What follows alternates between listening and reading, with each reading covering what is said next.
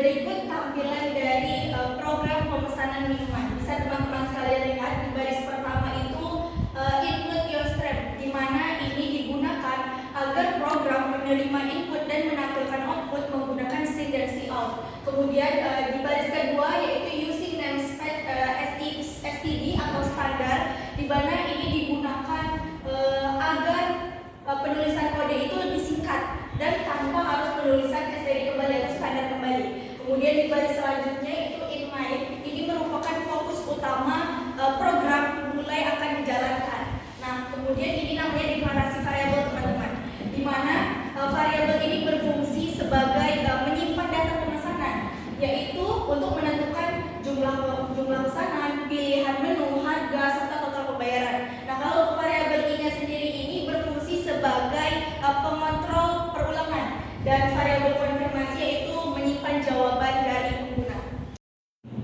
Selanjutnya yaitu ini adalah tampilan dari awal program, di mana program itu menampilkan judul awalnya dan informasi awal pemesanan. Kemudian yaitu input jumlah pesanan, pengguna memasukkan jumlah pesanan, kemudian nilai total jumlah pesanan itu jika kurang dari sama dengan 0, maka pesanan dianggap tidak valid atau tidak dapat diproses. Selanjutnya ada looping for, di mana ini digunakan untuk mengulang proses pemesanan sesuai dengan jumlah minuman yang dipesan. Selanjutnya yaitu if else atau percabangan, di mana di sini menentukan menu dan harga dari minuman tersebut. Jadi untuk pilihan pertama itu ada es teh dengan harga 5.000, yang kemudian yang pilihan kedua itu ada jus seharga 8.000, dan yang ketiga ada kopi seharga 10.000. Nah, selain itu nantinya akan muncul tampilan yaitu menu tidak tersedia. Kemudian total harga bayar, di mana setiap harga pesanan itu nantinya akan ditambahkan ke dalam total pembayaran. Nah, selanjutnya masuk ke dalam kategori pembelian. Di dalam kategori pembelian ini menggunakan fungsi if else untuk menentukan di mana kelompok kategori pembelian tersebut.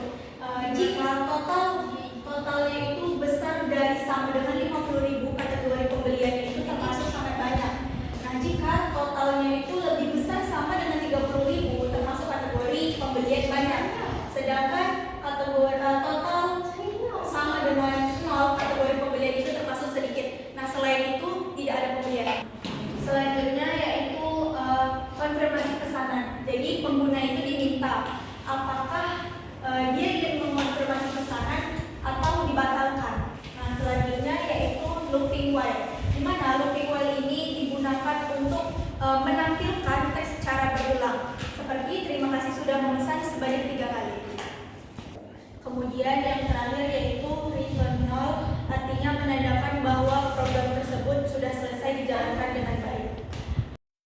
Nah, teman-teman, berikut adalah tampilan dari program yang sudah dijalankan, di mana pesanan pertama ini memilih kopi seharga 10.000, dan pesanan yang kedua memilih es teh seharga 5.000 dengan total harga yaitu 15.000, termasuk kategori pembelian sedikit. Pengguna mengkonfirmasi bahwa dia untuk memesan pesanan tersebut.